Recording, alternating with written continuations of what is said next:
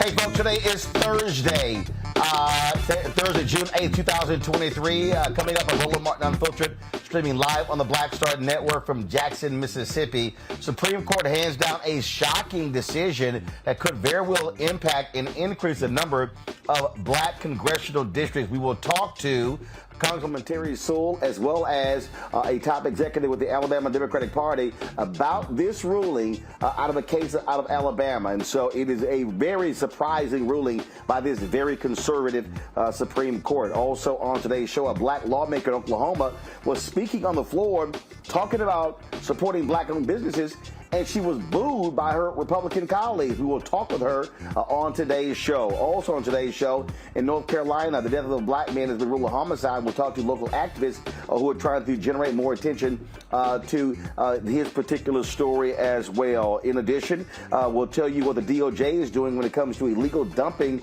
in Houston, impacting black and Latinos as well. Folks, it is time to bring the funk. Roland Martin Unfiltered on the Black Star Network. Let's go. He's got whatever the is, he's on it.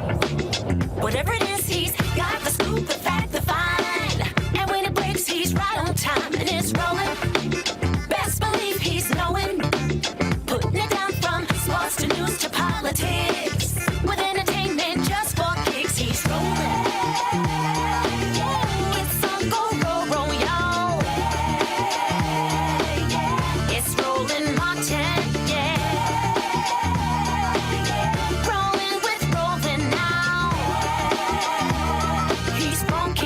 He's real, the best, you know he's Roland Martin now.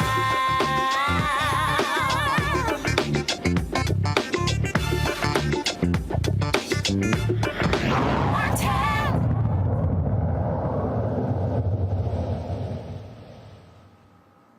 Shocking, the conservative Supreme Court rules in favor of black voters in Alabama. The case, folks, was a lawsuit filed in Alabama when it came to racial gerrymandering in Alabama and how Republicans in the state drew district lines, how they were packing African Americans into the districts. Now, right now, there's only one African American represents all of the black voters there in Alabama. Now, the court's decision was unexpected given its recent decisions regarding the Voting Rights Act. This 5-4 decision was written by Chief Justice John Roberts and was joined by fellow conservative Brett Kavanaugh, Sonia Sotomayor, Elena Kagan, and Ketanji Brown Jackson. It upheld a 3-judge panel that Alabama's congressional maps unlawfully diluted the political power of its black residents. The maps included only one congressional district with the majority of black voters, despite African Americans making up more than a quarter of the state's population. The ruling means that a second Democrat could be elected from the state, which currently, again, as I said, only has one black Democrat and 6 white Republicans in its delegation. Now, no shock, Black Justice Clarence Thomas issued his own 50-page dissent arguing that the Voting Rights Act did not require the state to intentionally redraw its congressional district so that black voters could control several seats roughly proportional to the black share of the state's population. Joining us right now, folks, is Congresswoman Terri Sewell. Glad to have her on the show, plus Joe Reed, Vice Chair of Minority Affairs for the Alabama Democratic Party. First of all, Congresswoman Sewell, I want to start with you. Again, this is a shock. Many people expected that this conservative Supreme Court was going to side against black voters in Alabama. I think all of us thought that initially.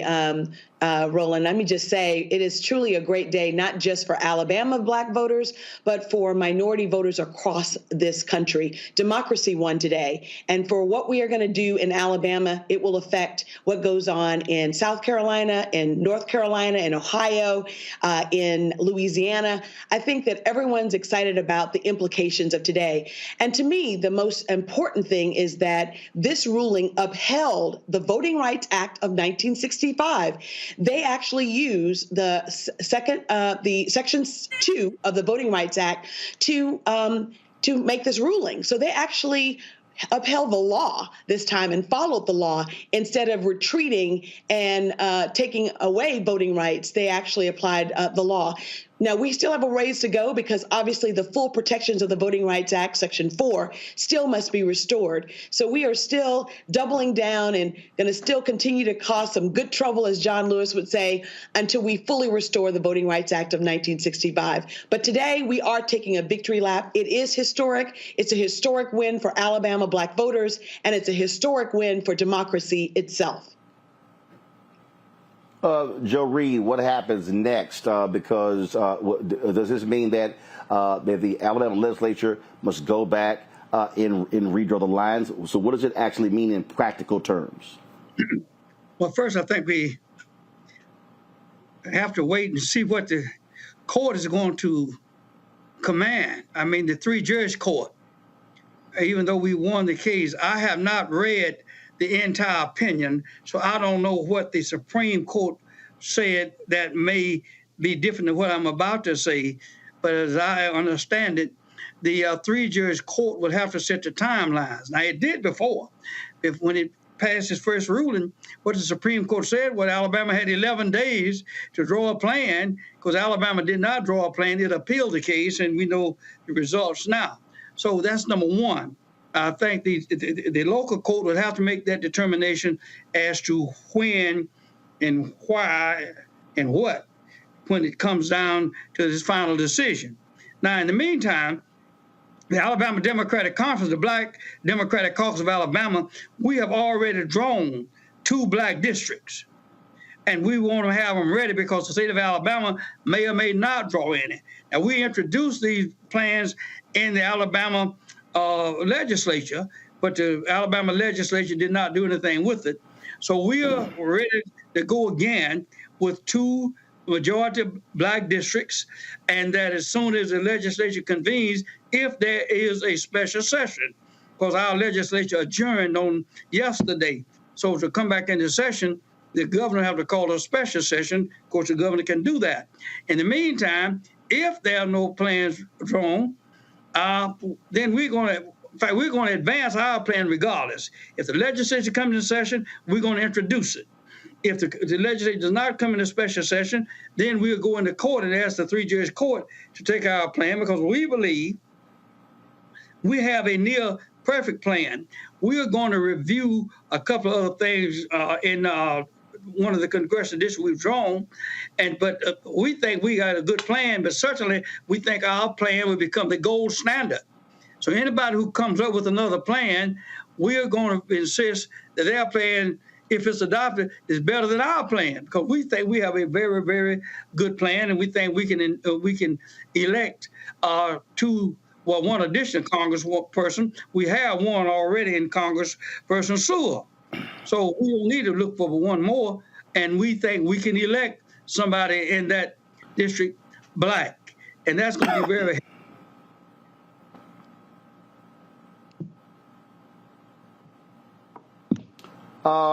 Looks like so Congresswoman Sewell. What people don't realize is we were looking at this case out of Alabama. We were also looking at the case out of Louisiana, where the Supreme Court also put a stop to the redrawing there, where federal judges also ruled there should be an additional black congressional district there. And for the people out there who are watching, need to understand, again, how these Republican legislatures are operating. They are hurting. They are disenfranchising black voters and black representation in Congress. Absolutely. You know, Alabama's Black population is about 27%, and we have 7 congressional districts, and yet only 1 congressional district is a majority-minority district, which means that African Americans the vote of African Americans have been diluted in half. 14% representation is not fair representation. And that's exactly what the ruling said today. And so this is not only in Alabama. I think all across the Deep South, we only have 1 majority-minority district in most of these southern states. South Carolina has a population of around 30% blacks, and yet it only has Congressman Clyburn.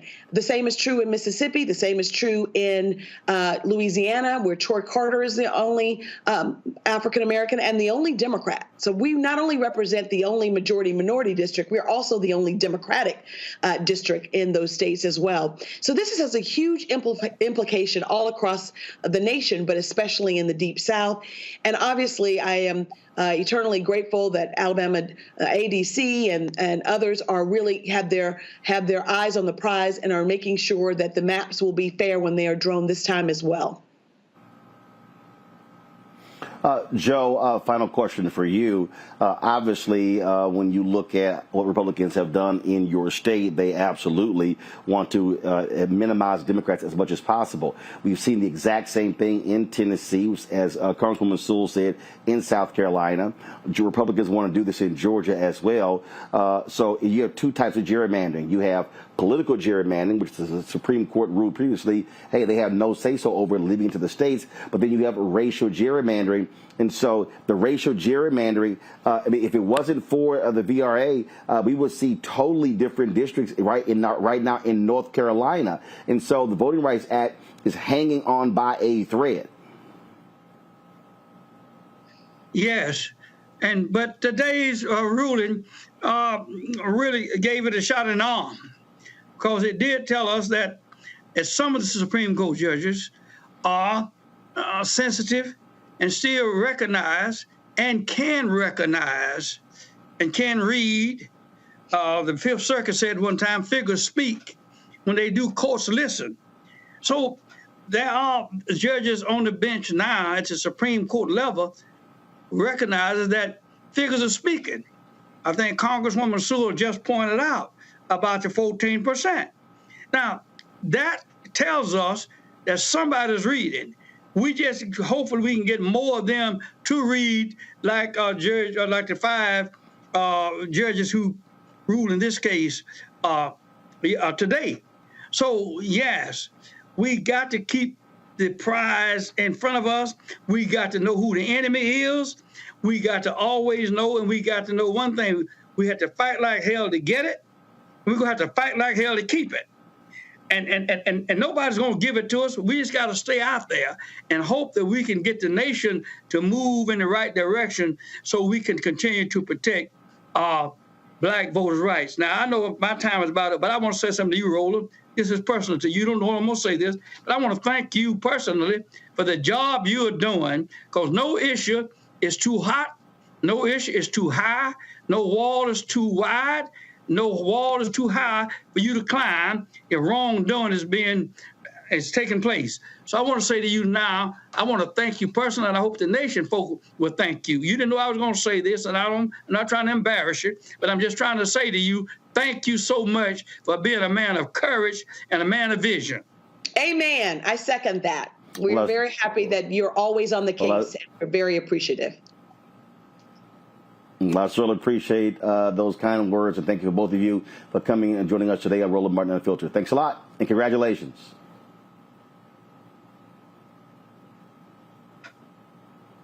All right, folks, going to a break. When we come back, we will talk with our panel about this. Also, another Supreme Court decision that came down today as well regarding affirmative action.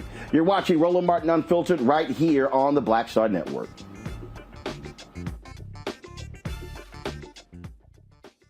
Hatred on the streets, a horrific scene, a white nationalist rally that descended into deadly violence.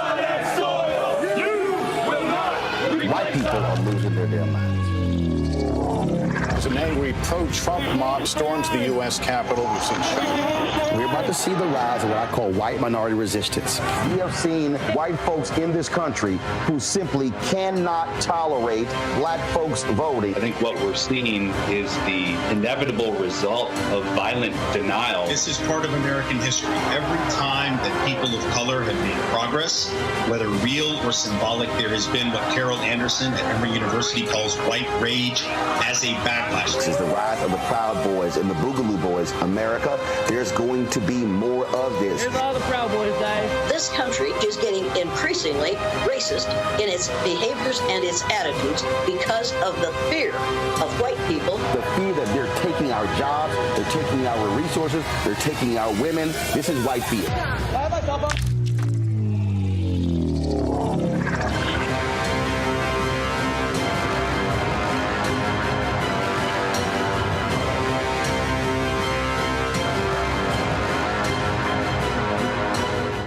Black Star Network is here. Oh, no punches! I'm real revolutionary right now. Thank you for being the voice of Black America. All momentum we have now, we have to keep this going. The video looks phenomenal. See, there's a difference between Black Star Network and black-owned media and something like CNN. You can't be black-owned media and be scared. It's time to be smart. Bring your eyeballs home. You dig? Farquhar, executive producer, Proud Family. You're watching Roland Martin Unfiltered.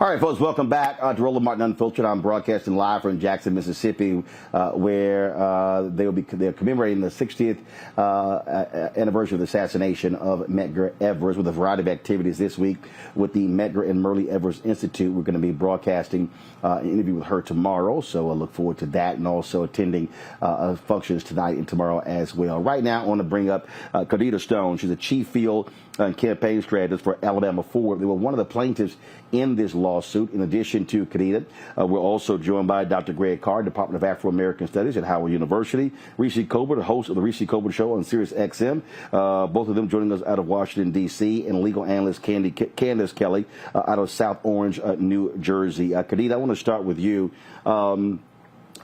Again, I hope people do not underestimate how critically important this Supreme Court decision is for black voters there in Alabama. Y'all have been disenfranchised. When you talk about that black belt and when you talk about the Voting Rights Act, look, it was the blood of people there in Alabama that made the Voting Rights Act possible. And to have this vicious and nasty dissent from Clarence Thomas, who I'm quite sure was upset that Chief Justice John Roberts and Justice Kavanaugh chose to go against him, Alito, as well as Amy Coney Barrett. This shows you, for the people out there, why our legal warriors have to be respected and why we must fund those efforts, because the battle is not just in the streets, it's in the courtrooms, it's in the executive suites as well. Yeah, first I just want to say thank you so much, Roland, for having me. And I want to give some context about the case and how we got here. So for folks that's listening, Alabama has 7 congressional districts, and each one of those congressional districts represent 14% of the population. And when the 2020 census came out, it was found that Alabama had a population of 28% black people. And so if you do, like I just said, each one of those congressional districts represent 14% of the population. If you do the math, 14 plus 14 is equally 28, and that should equal 2 congressional districts.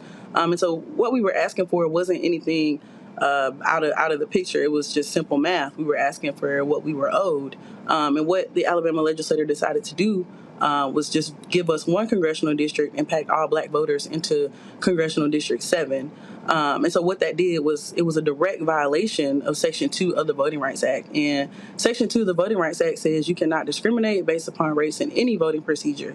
And so when you talk about the importance of this case, if it were not ruled in our favor, we would have lost Section 2 of the Voting Rights Act. And I'm sure you already know we already don't have Section 4B or Section 5, which we lost due to the Shelby County v. Holder case in 2013. So the importance of this case is, like you said, extremely important, and I really hope that not just Alabamians but folks across the country recognize that, just because there were also other states who sued their states because they were in violation of Section 2 as well, but they were told that until the court ruled on this case, Merrill v. Milligan, which is now Allen v. Milligan, until the courts ruled on that case, then those states couldn't get an answer. So this case was really riding on a lot, and it feels great to be the winner, to be on the winning team.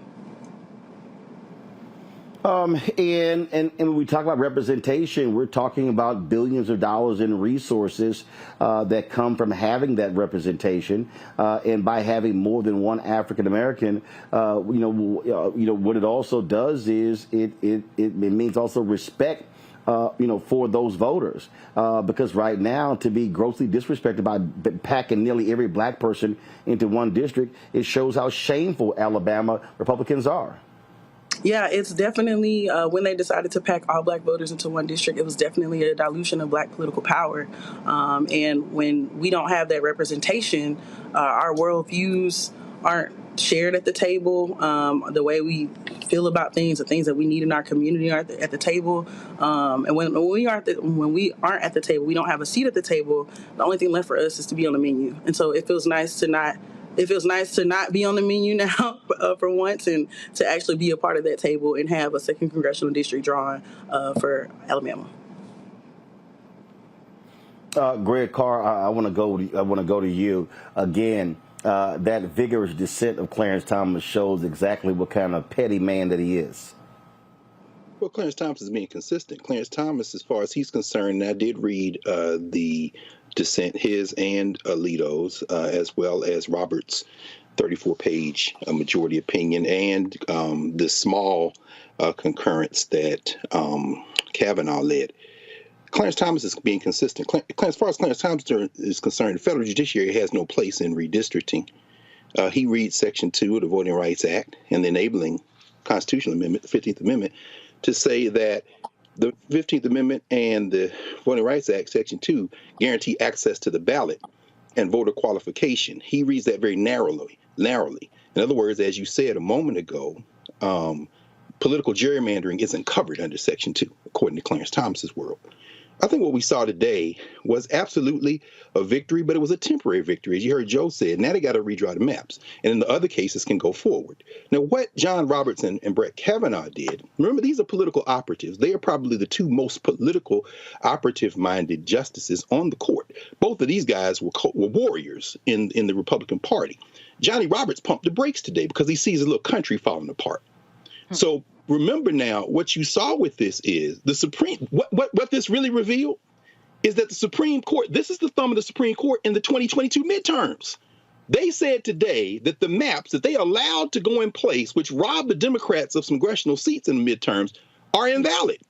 This is the hand of the shadow docket. I mean, I hate to do this, but it's time to be smart. We have to think about this very, very, very seriously. So when you read Roberts' opinion, what he's not saying that they can't draw maps that will ultimately sell us out. Because remember the last 10 years with Shelby County versus Holder, and more recently, Brnovich, the Arizona case, where they put beyond the ability of the courts to adjudicate some of this stuff in terms of ballot boxes and disqualifying voters. Remember the Wisconsin case, the Gill case, where they said they can't as you said, they can't deal with political justiciability. In other words, political gerrymandering are not justable.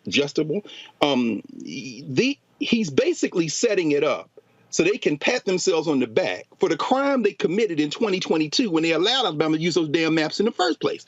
And that brings us to this. Today we live to fight another day. But make no mistake about it. The sentiment to eviscerate the Voting Rights Act still lives. All they did today is say, Alabama, go back, draw the maps, bring them back. We'll see next time. We have to be smart about this today. Right. Candace, your assessment. Well, Greg is absolutely right. And one of the things that we need to do as you said, the legal warriors that get into court and really make the arguments, that's where it really matters. You have to look at Clarence Thomas's case. He essentially is saying that the Voting Rights Act has no teeth and that it does not prevent gerrymandering at all. He also said this in kind of the context that, voting rights has nothing to do with discrimination, which makes no sense at all, because that's exactly why the Voting Rights Act was set up. So we have to look at that. But we also have to look at this idea that we've been talking about tonight, that if we go down to the lower court in the three-judge panel, 2 of those judges were appointed by Trump. Then you go up to the Supreme Court, and in this 5-4 decision, you have Roberts and you have Kavanaugh crossing over in this 5-4 decision, and that brings us to where we are today. So it's important to see exactly where the Republicans are falling in terms of the political motivations that are going on behind the court that Greg is talking about. If you look in those decisions and read it, you will see exactly what is on their mind and exactly where we are going, all of the nuances. Similarly, if you want to know what's on Clarence Thomas's mind in terms of anything that's to come, go and look at his dissenting opinion. He spent 50 pages rattling on about how the Voting Rights Act has no teeth. So here's my assessment. The assessment is that now we have to look at what these lines look like when it comes to going back and reconfiguring the maps. This is something that we just need to continue to pay attention to. There's victory right here, and a surprising victory, though temporary, but we have to move on and understand what is next. What are these maps going to look like? It is still a political football that is still being tossed around, not just by the Republican Party, but by the Supreme Court justices. And the reality, Reese, is look, the Alabama legislature could go back and still screw black voters. But this is why we also make the point constant in this show, why voting is critically important and why judges matter. Yeah, absolutely. I mean, I think the reality is that the Supreme Court has a legitimacy problem when they overturned Roe v. Wade, when they've done all of these very extreme far-right opinions. And so now what they're trying to do is trying to seem just a little bit more reasonable without necessarily restoring the teeth of the Voting Rights Act. As Dr. Carr said, and as Candace said, we live to fight another day. But as you just pointed out, Roland, we still are at the whims of the Republican Party to actually draw maps that are actually legal. And we've seen the Supreme Court either drag their feet in enforcing or actually make it so that these maps, even if they are completely gerrymandered, even if they are completely racist, don't necessarily get thrown out. And so we have an important victory here today that will open up the door for more challenges. But at the end of the day, this is still the Trump MAGA Supreme Court. That's right. Cordita, final comment. I don't have a final comment. I want to say thank you so much for having me, and thank you. Well, congratulations. Y'all keep fighting the good fight in Alabama. Thank you so much. Folks, coming up next, we'll talk with the mayor of Houston, Sylvester Turner, about a huge decision made by the Department of Justice regarding illegal dumping in the city that greatly impacts African Americans and Latinos. You're watching Roland Martin Unfiltered right here on the Black Star Network. That was a pivotal time. I remember Kevin Hart telling me that. He's like, man, what you doing, man? You got to stay on stage. And I was like, yeah, well, I'm young, thinking, I'm good. And he was absolutely right. What show was you at the time? This was one-on-one. Got it. During that time. So you're doing one-on-one, going great. Yeah. You making money. You like. I'm like, I don't need to leave. I don't need to leave from Wednesday, Thursday to Sunday. I didn't want to do that. It was just like, I'm gonna stay here. Or I didn't want to finish work Friday, fly out, go do a gig Saturday, Sunday. I was like, I don't have to do that. And I lost a little bit of that hunger that I had in New York. I would hit all the clubs and run around. Sometimes me and Chappelle or me and this one or that one, we'd go to the Comedy Cellar at 1 in the morning. And I mean, that was our life. We loved it. You do 2 shows in Manhattan, go to Brooklyn, leave Brooklyn, go to Queens, go to Jersey. And I got complacent. I was like, I got this money. I'm good. I don't need to go. I don't need to go chase that because that money wasn't at the same level that I was making. But what I was missing was that training. Yes. Was that. And it wasn't the money. It was the money. You know, it was that. That's what I needed.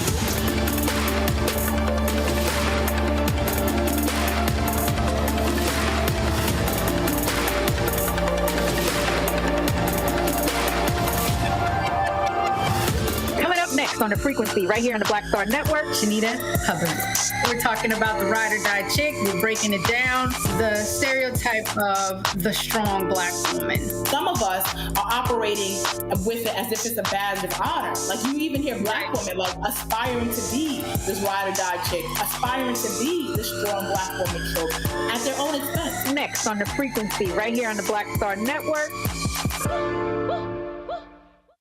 Hey, what's up, y'all? I'm Devon Frank. I'm Dr. Robin B., pharmacist and fitness coach, and you're watching Roland Martin Unfiltered.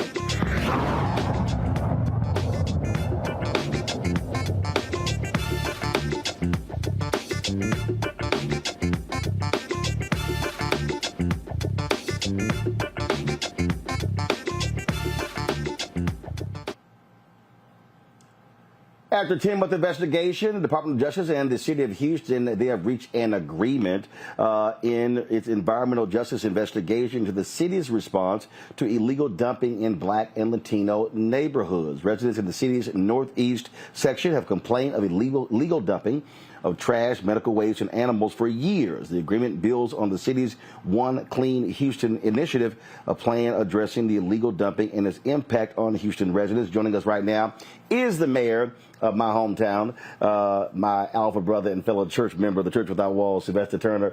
Mayor Turner, glad to have you on Roland Martin Unfiltered, Frat. So let's unpack this. What actually is this agreement? How does it help residents? Well, essentially, Roland, and look, it's good to be with you. Good to see you again. When I came in as mayor, I said I didn't want to be the mayor of two cities in one. And quite frankly, there's been a lack of investment and resources put in many of these communities that have been underserved and under-resourced. And so from day one, we've been focusing on addressing these neighborhoods. And this is a continuation of the policies and initiatives that we put in place when I came into office 8 years ago. So One Clean Houston, it deals with rapid cleanup, better enforcement. It deals with education and prevention. It's putting in place a number of resources and dollars in order to address illegal dumping by third parties, I might add, in communities of color, where people either don't respect these communities, or in some cases, there are people who are dumping in these communities and they live in these communities. So we're spending about $18 million and more to put forth initiatives in place to clean up these neighborhoods. So how do you stop it? I mean, obviously, people are just doing whatever. And so what type of enforcement to prevent the illegal dumping from happening? Well, it's a multiple approach. Number one, we are working to clean up these dump sites when they're occurring, when people engage in illegal dumping. So we're doing that. But on the prevention end, the enforcement, we are beefing up the number of inspectors. We are putting in a hell of a lot more cameras, for example, to augment these inspectors and what they're doing to try to catch these repeat offenders. And then at the same time, we're educating folk. Number one, don't be dumping in your own neighborhood, because in many cases, people are dumping within 3 miles of where they live. And then at the same time, we want to discourage people who are coming from outside of these communities. And in many cases, they are businesses that are dumping in communities, primarily communities of color. So we're taking a very holistic approach. And then at the same time, we have put in place what I call my complete communities. We've identified 10 neighborhoods. We did that when I came into office about 7 years ago, where we are investing in many of these communities where there has been a lack of investment and a lack of resources. So we have to tackle it on multiple fronts. So, and so you're obviously in your last year, and when we talk about again, illegal dumping, you've had housing issues, economic issues. This clearly is something that you really want to have in place before your term ends. Well, yeah, and let me just say, I disagree with the Department of Justice in their initial move in this regard. I made that very clear from day one. It is not that we have not been investing in these communities. We have. I still live in one of these very same communities that we are talking about. But in this case, we have third parties who are either bringing their trash and dumping primarily in communities of color, or we have people, businesses that are living, let's say, within 3 miles of where some of this illegal dumping is occurring. So these are third-party perpetrators. This is not where the city itself is dumping, but we want to be very intentional in our efforts to address it, to keep it from happening, to educate, to have rapid responses, because no one deserves to be living or going to church or walking to school or driving by illegal dump sites in their communities or in their neighborhoods. I got it. We understand that. Many cities are facing this problem, but having said that, we don't want it happening in the city of Houston. Final point, I'm looking forward to coming back home next Saturday. The Black Star Network is going to be hosting an event at the Power Center focused on the future of black economic freedom. Mayor, you'll be there as well. I look forward to our chat there. We got some business owners who are going to be there, and we also have a huge announcement we're going to be making. We're not going to make it right now, but you and I will be unveiling that next Saturday, June 17th at the Power Center in Houston, 12 to 4, folks. It is free, open to the public. We will have food and refreshments, but we want you to RSVP, and so please do so. So, Mayor, look forward to that conversation next Saturday. Thanks, Roland. And look, you're from here. You're never forgotten Houston, H-Town. You've been a champion for this city. So let me thank you on that front. But then let me just thank you for being a voice for all of us across this country. I mean, you have utilized your gifts, your talent, your influence to make things better. And we are proud of you and what you do, and look forward to having you back in Juneteenth, matter of fact, as we make a big announcement. All right, Mayor Turner, we appreciate it. Thanks a lot. Thank you, man. All right, going to go to a break. We're going to come back, talk to our panel, because this environmental racism, this environmental issue is critically important. And I know somebody might be at home going, I mean, God, how sexy is such as illegal dumping. But when you talk about how our communities are impacted, the health of our communities, how all these things matter. And so we also need to be advocating for those of us who are in neighborhoods to be community watchdogs to make sure it does not happen. So we'll unpack that when we come back right here on Roland Martin Unfiltered on the Black Star Network. If you're watching on YouTube, hit that like button. We want to make sure that we're over 1,000 likes. We want to try to hit 2,000 likes every single day, so it impacts the algorithm, which impacts the revenue that we're able to generate. Also, download our Black Star Network app. Apple phone, Android phone, Apple TV, Android TV, Roku, Amazon Fire TV, Xbox One, Samsung Smart TV. You can also support us with your resources. Trust me, your dollars make it possible for us to travel the country. We're here in Jackson, Mississippi right now, covering the Medgar and Murray Evers Institute events all this week. So send your check and money orders to P.O. Box 57196, Washington, D.C., 20037-0196. Cash App, $RM Unfiltered, PayPal, R Martin Unfiltered. Venmo is RM Unfiltered. Zelle, Roland at RolandSMartin.com. Roland at RolandMartinUnfiltered.com. We'll be right back. We talk talk about blackness and what happens in black culture, we're about covering these things that matter to us, speaking to our issues and concerns. This is a genuine people-powered movement. There's a lot of stuff that we're not getting. You get it, and you spread the word. We wish to plead our own cause. Too long have others spoken for us. We cannot tell our own story if we can't pay for it. This is about covering us. Invest in black-owned media. Your dollars matter. We don't have to keep asking them to cover our stuff. So please support us in what we do, folks. We want to hit 2,000 people, $50 this month, raise $100,000. We're behind 100,000, so we want to hit that. Y'all money makes this possible. Checks and money orders go to P.O. Box 57196, Washington, D.C. 20037-0196. The Cash App is $RM Unfiltered. PayPal is R Martin Unfiltered. Venmo is RM Unfiltered. Zelle is Roland at RolandSMartin.com.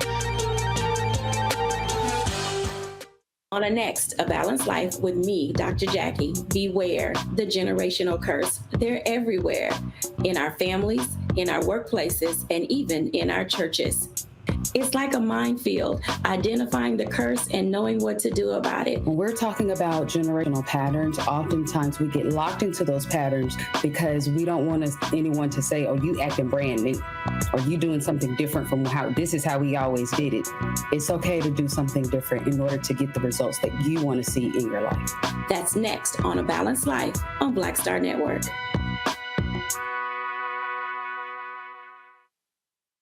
Sherry Shepard with Sammy Roman. I'm Dr. Robin B., pharmacist and fitness coach, and you're watching Roland Martin Unfiltered.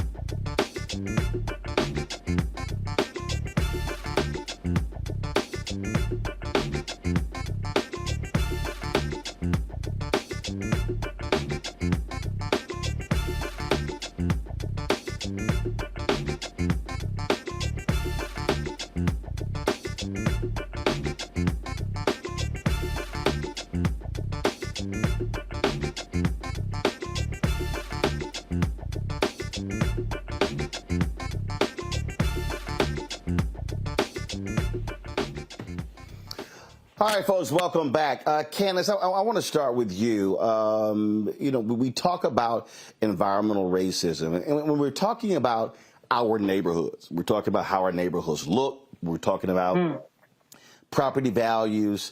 Look, things like this make a huge difference. And I'll tell you, I am, if there are two things I'm probably OCD about, is probably my gear when it comes to television, my camera gear and others, and trash and litter. And I'll tell you, it absolutely drives me crazy when I see folk just do something. So the other day I was standing outside our studios, and someone had a bag of chips, and they threw the bag into the sewer system, and I was like, bruh, it's a big ass trash can right there.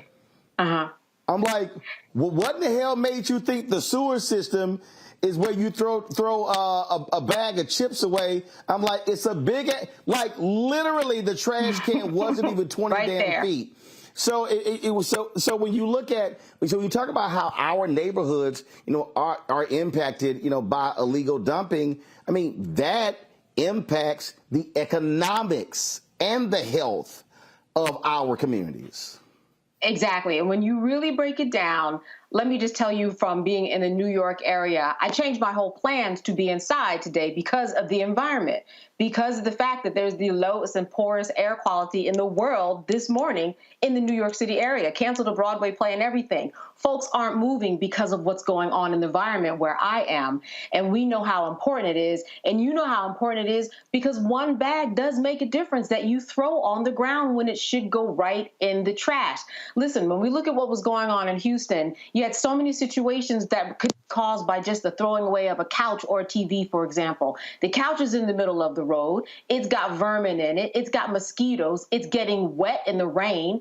It's also maybe clogging up a system where then you have the whole water system that's clogged. Then you have the value of the property going down because of the fact that you've got all this garbage out there. So you are correct. When we talk about the environment, it may not be so sexy, but it's also really not sexy when you come outside and there's a heap full of garbage outside or you can't see the sun because the sun is covered in orange glaze. It should not smell like a small cookout every time that I go out, and that's what's going on today. So the environment is very important, and it's something that people need to take more seriously. Here's one thing that I don't understand, Roland, though, and I know that there have been so many years, all the way up to the point where a resident in Houston, an organization, had to file a lawsuit and get the DOJ involved. How is it that in 2023 we don't know how to stop the dumping? And I know you asked that question, but you know, if you have an area that has so much dumping over a week, put a police car there for 24/7.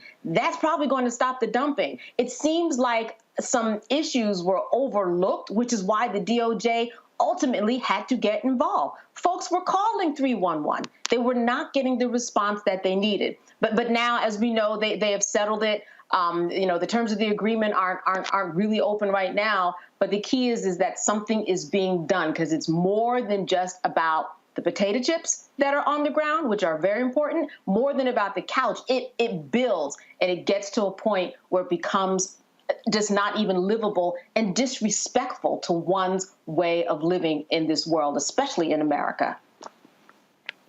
This issue of our environment, Reese, is huge. Candace talks about what is happening there in New York City with the air, which is being impacted by Canadian wildfires.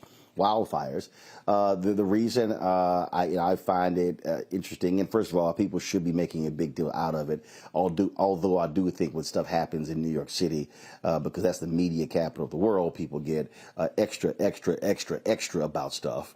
I remember when that similar scene was over the city of Dallas. In Houston, when we were impacted by the wildfires that were in Mexico, and it looked very much the same. This is going to be something that we as a community and we as a nation and a world is going to have to deal with.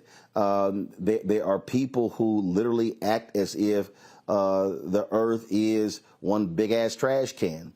When you look at the dumping that takes place in oceans, in rivers, and lakes as well. When you talk about how you have these corporations that have no problem polluting and contaminating our waterways as well. And at some point, people have to realize that the earth can get sick too. And so it has to take a collective sort of effort. And I really do hope that the folks in Houston are very aggressive in catching the folks who are doing the type of illegal dumping, because they're not dumping in their neighborhoods, Reese. They're dumping in our neighborhoods. Yeah, I mean, I think if we put as much energy into naming and shaming people who dump in our neighborhoods as we do into naming and shaming Black women who wear bonnets or pajamas to the liquor store, I think we might get somewhere when it comes to making people understand the severity of the issue. But I think to Candace's point about, what took so long, why did it take DOJ involvement?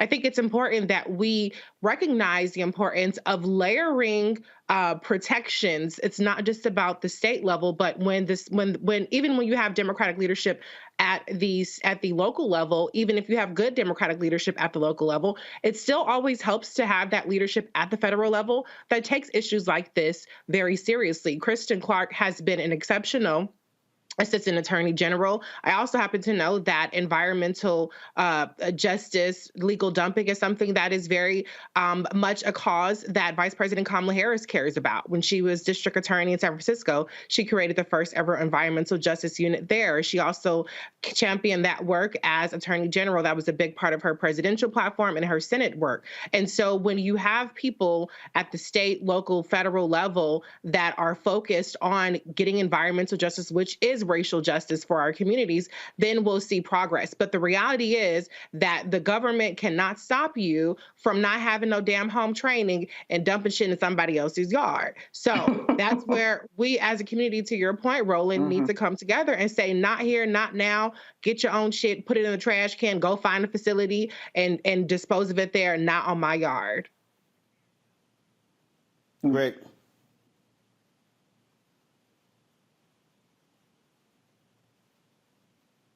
Greg? Is it Greg on mute? Yeah, I'm sorry about that. Yeah, thank you. Yeah, right there in your hometown, Roland, of course, you have Dr. Bullard, Robert Bullard, over there at Texas Southern, who's often called the father of environmental justice. One of his best-known books, of course, is his book, Dumping in Dixie, where he talks about that. I mean, this has been a long-term problem. And picking up exactly where Candace left off, I mean, it relates to this smoke. Here in the D.C. area, woke up with this haze. Philly, tomorrow, public schools are going to go for remote instruction.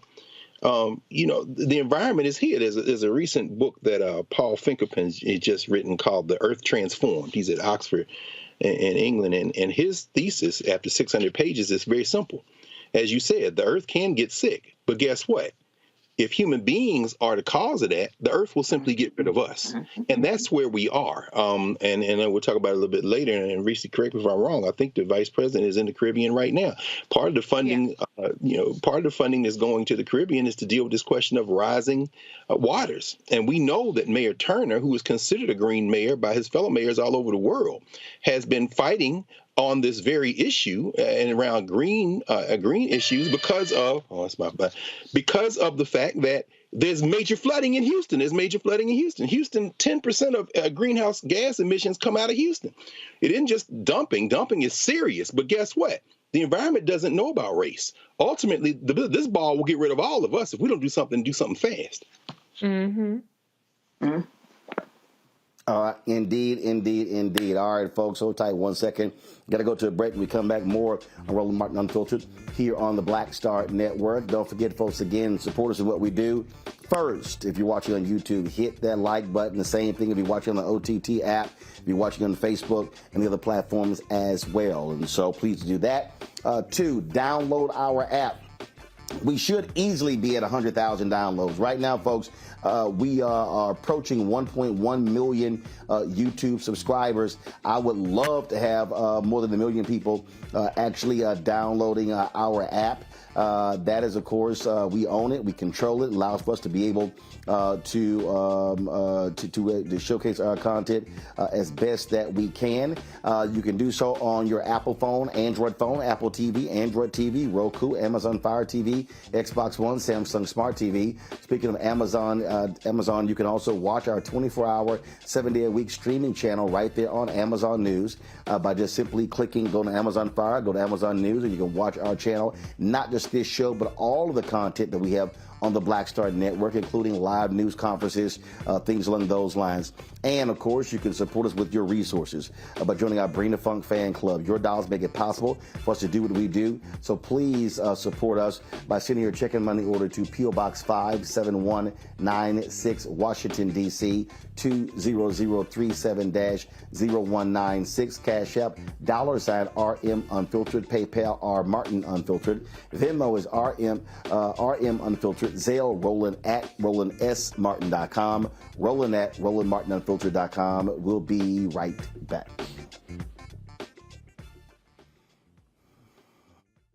On the next Get Wealthy with me, Deborah Owens, America's Wealth Coach, Are you working hard and yet your performance doesn't reflect your paycheck? On the next Get Wealthy, you're going to learn some savvy career moves so that all your efforts actually show up in your bank account. Joining us is the founder of a career network, and she's going to share the 3 R's of accelerating your financial growth. Here's a tip as well. If you are an individual contributor and you desire to be a leader, do the work where you are now. Because if you do the work where you are now, when you do reach the level, you'll be prepared to stay there. Right here on Get Wealthy, only on Black Star Network. Next on the Black Table with me, Greg Carr. The enormous impact of race, education, and affirmative action in America, and how, believe it or not, white America is starting to feel a little bit of the pain. Dr. Natasha Waraku joins us with a case study of one suburban community and how it reacted when the minority students started to excel. And most people didn't say this explicitly, but was that, the academic standards are getting higher in part because of the Asian kids, and that is making our kids really stressed out. So we need to reduce the amount of homework teachers are allowed to assign. She shares a perspective that you don't want to miss. That's on the next Black Table, only on the Black Star Network. Bruce Smith, creator and executive producer of The Proud Family, Louder and Prouder, and you're watching Roland Martin Unfiltered.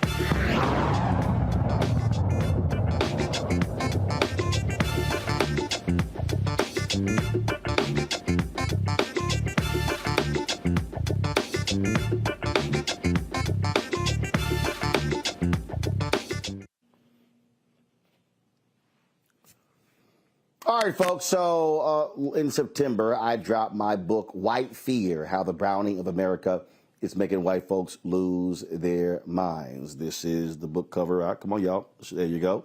So this is the book cover. This is what it look like. And I talked about the changing demographics in this country and what is happening when we begin to assert ourselves even more, demanding a larger piece of this pie. Well, an Oklahoma lawmaker was literally on the floor making an argument to support black-owned businesses when she was booed by her largely white Republican colleagues.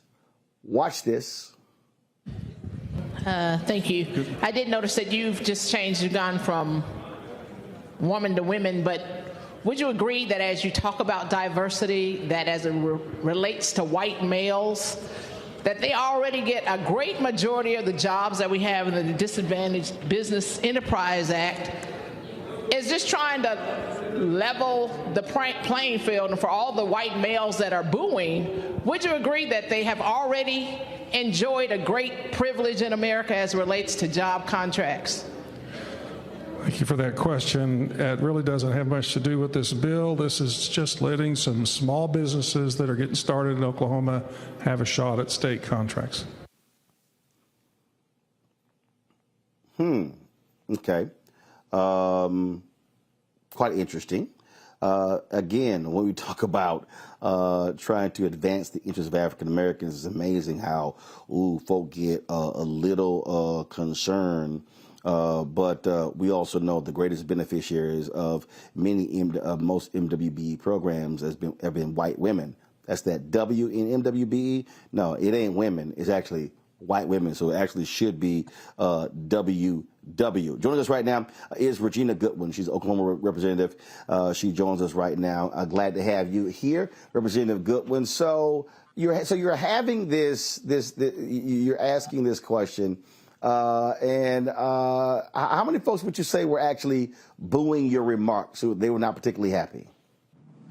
Well, you never can tell because they're always behind me. So I couldn't tell you how many, but a good number of the Republicans for sure, white male Republicans, were booing. And thank you for having me also, Roland. See, so here's what's interesting. So what they were saying is, look, we ain't trying to hear what you got to say about no black businesses.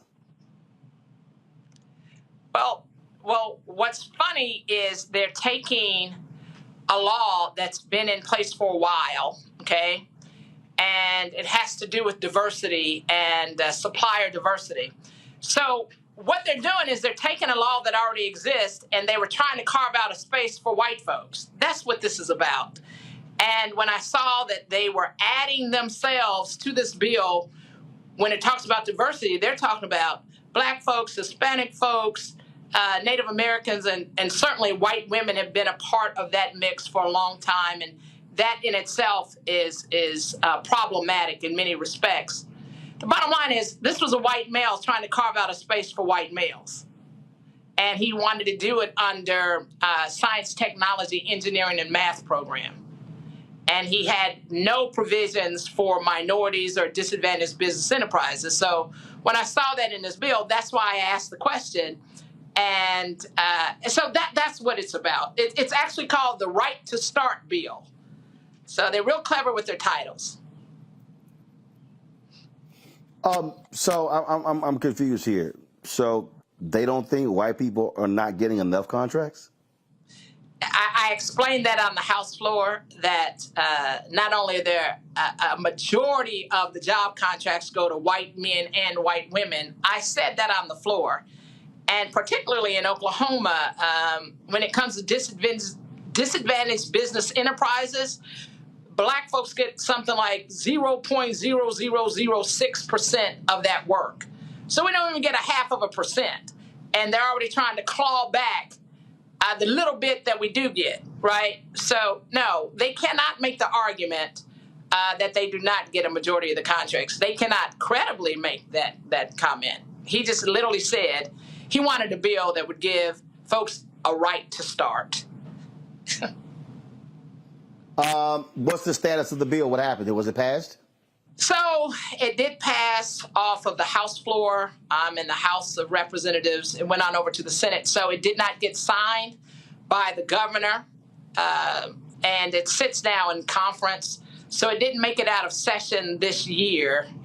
And we are having to go back into special session, but that's not one of the issues that we're going to be looking at. All right, then. Representative Goodwin, keep up the good fight. We got to keep up the good fight. And Roland, I do want you to know that, we have kept up the good fight, so much so that community folks have been able to get in on the Reconnecting Communities project with the Department of Transportation. We did not partner with the Department of Transportation in Oklahoma. We did not partner with the city of Tulsa. And we are certainly going to make sure that we have a representative number of capable disadvantaged business enterprises, particularly Black folks, that will be in on those projects. So a lot of work to be done, but we're going to keep up the good fight. And thank you for having me. All right. All right, then. Keep it up. We appreciate it. Thanks a lot. Thank you. See, this right here, Greg, is something that it sort of just jumps out at me. It's a lot. I love jousting with a lot of these people who love to hop on my page in my social media and telling me why am I not discussing reparations every single day? Why am I not advancing it? And then my response to them always is, do you have anything to say about when we're, one, actually highlighting Black-owned businesses, two, fighting for the existing contracts right now? Federal government spends $560 billion a year on contracts. Black people get 1.67% of those contracts. I talk about the advertising industry, $322 billion. Folk don't want to deal with that. That's the money, Greg. There are billions being spent on those city, county, state, federal level. Folk don't want to talk about that money.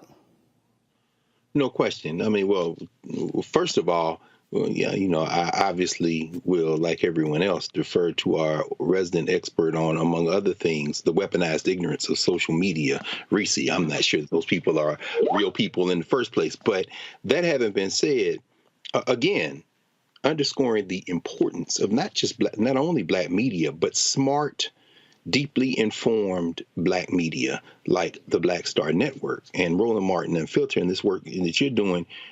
Just that conversation you just had, Representative Goodwin. Regina Goodwin's grandfather, Ed, came to Tulsa with his family in 1914. They went through the destruction of 1921 and rebuilt. In fact, Ed Goodwin bought a newspaper and made it a black newspaper there, the Oklahoma Eagle, and Regina wrote for it as a child. I'm raising that to say that this is an intergenerational struggle, and if we don't know our history, we lose the momentum of memory. There's a brand new book that's just been published by young brother Victor Luckerson called Built from the Fire, the epic story of Tulsa's Greenwood District, America's Black Wall Street.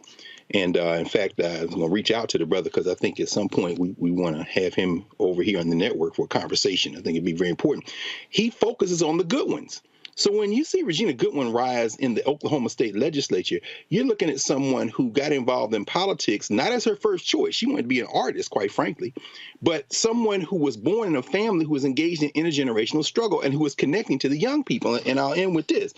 The war to get advertisers, the war to get percentages of our tax dollars funneled back into black-owned media, that war is not a war that starts from a standstill.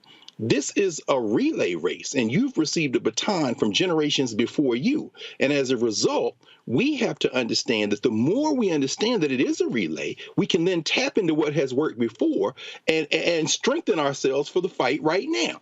So I would ignore those trolls if indeed they're real, because quite frankly, the conversation we're having today isn't being held anywhere else. And that's all the more reason for us to put our shoulders to the wheel and build this thing out to be as large and as wide-reaching as possible. See, this is the thing that really cracks me up, Reese, whenever these people try to run their mouths. Like, I'll literally hit them with, do you know how much money school districts are spending? Mm-hmm. Do you know how much money city government is spending? Do you know how much money county government is spending? Do you know how much money state government is spending? Do you know how much money the federal government is spending? Do you know that the U.S. Department of Agriculture actually has the largest bank out of all federal agencies? That the USDA has a bank that funds stuff that other banks won't fund? There's a reason. There's a reason why a white man, a white member of Congress, once told David Scott, if there's one thing you can bank on, there will never be an African American who is the committee chair of the Agriculture Committee. Well, when Democrats took control of Congress, David Scott became the first black chair of the Agriculture Committee. That's where the money is.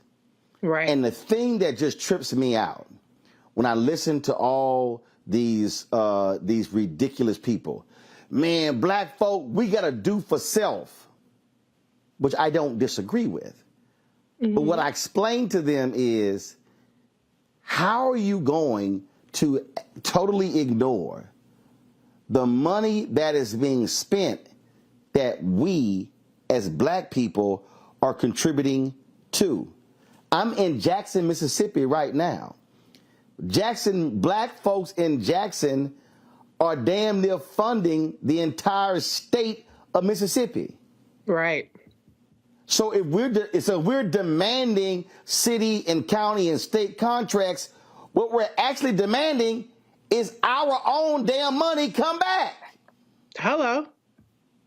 I mean, the reality is that so much of, I think, Dr. Carr hit the nail on the head in terms of it being manufactured, and these are really chaos agents. Because if we spent the amount of energy that these chaos agents are spending on trying to gen up dissatisfaction around an issue that really is not politically tenable at any point in probably the near future, if we put that energy around educating people on how to access the programs, the funds, the initiatives that are out there, that are already out there. The money is already out there. We just aren't getting it. Part of the reason why we're not getting it is because of systemic barriers. Part of the reason why we're not getting it is because we don't know about it. Part of the reason why we're not getting it is because even when we do know about it, we don't have the resources to and we don't have the know-how to actually go through each step that it requires to get the certifications or to apply for the grants or to apply for the request for proposals and a number of things. And so what Black people have more than anything is an access problem, as opposed to the government isn't spending enough money problem. There is so much money to be made out here in these streets. We gotta go get it. And that is something that the, Roland Martin Unfiltered Black Star Network, that's something that you have done as a mission to try to get Black folks to understand we gotta get this money. I mean, Candace, it is absolutely crazy to me. So what Representative Goodwin is literally saying is like, folks, when we're frozen out, we can't grow our communities. I go back to Atlanta. Maynard Jackson becomes mayor in 1973. The numbers don't lie. African Americans were receiving 0.0012% of all city contracts. Not 1%, not 1%, not 0.5%, not 0.25%, but 0.0012. And so Maynard Jackson, Andrew Young, Maynard Jackson, Bill Campbell, Kasim Reed, Shirley Franklin, Keisha Lance Bottoms, now Amir Andre. I mean, what I'm laying out for folks to understand is it's the money. If you're not having a money conversation, you're not having an American conversation. And so I believe, and let me be real clear, this is not criticizing any civil rights group or anybody else. But we can fight, we absolutely can and should be fighting for civil rights, criminal justice reform, ending mass incarceration, police reform, all those different things. But if we ain't going hard in the paint for the money, they really don't mind us doing what we're doing. They really ain't tripping. They like, yeah, y'all go ahead, y'all keep doing that. Right. But what did Coretta Scott King said? Right. What did Coretta Scott King said? They killed my Martin when he started talking about the money. I'm in Jackson. They didn't want to lift a finger for Mayor Lumumba when he said, I'm going to D.C. to get that water money. Come on now. When he went to D.C. and got the $600 million, then they wanted to take over the water system. That's right. I'm only 10 minutes from the airport. They have been trying to take over the airport in Jackson because it's an economic generator. Republicans have been trying to take the airport in Atlanta for the last 40 years. It's the money. And I just think for too many of us, we're not focused on that. It's too many, and let me be real clear.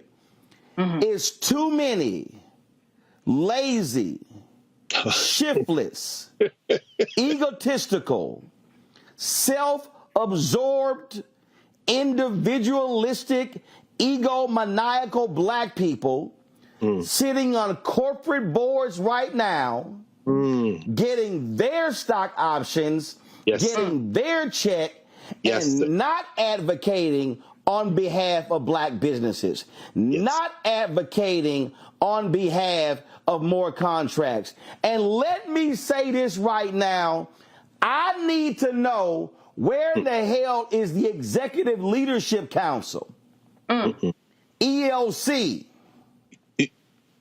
in demanding these companies meet their obligations at the death of George Floyd. I need to know where is ELC in demanding more of these contracts. I'm a little, look, I MC their event one year, but all I keep seeing out of EOC are these pronouncements how this company is great, this company is great, but ain't nobody showing me the numbers when it comes to the contracts. That to me, Candace, is a problem I have. If we ain't dealing with the money, we ain't dealing with the real fundamental issue.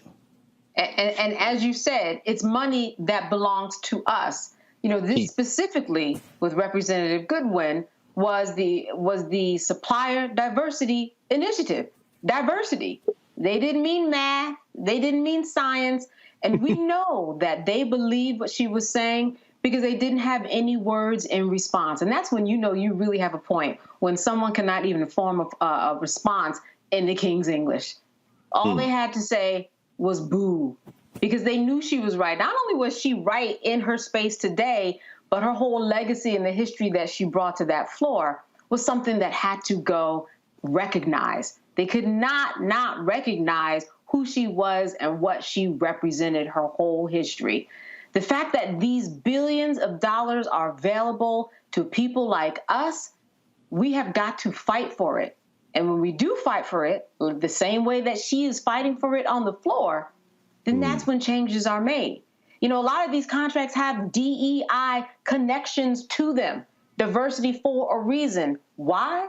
Because people on their own volition are not giving contracts to Native Americans, to African Americans, to the minorities that we are talking about when we talk about diversity, when we talk about diversity, equity, and inclusion. We are not being included. That's why it's called diversity, equity, and inclusion. And in order to make sure that... Well, first of all, it's 75, but here's the problem, Candace, 75% of all DEI jobs are held by white people. Everything needs oversight. Everything that we do out there to fight for ourselves needs oversight and follow-up, just like you were saying. What are these companies doing with the money that they said was going as a result of George Floyd's death? Where are the numbers? Where are the jobs? Where are the people who are on the boards? A lot of these boards have not changed. Or they hire a minority that might be a minority, but that minority doesn't look like you and me. It is the follow-up that is so important in all of this. And just the knowledge to know, oh, there are billions of dollars of contracts that I can get.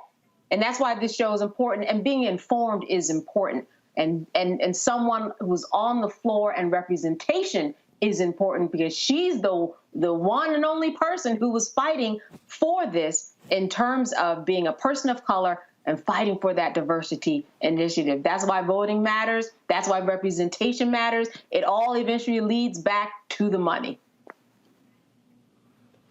Let me just, here's a perfect example. And I know I got to go to break, but I just want to give y'all this one example of just how insane we sometimes do some stuff.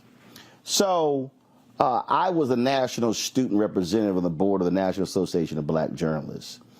And the board voted not to accept alcohol and tobacco money.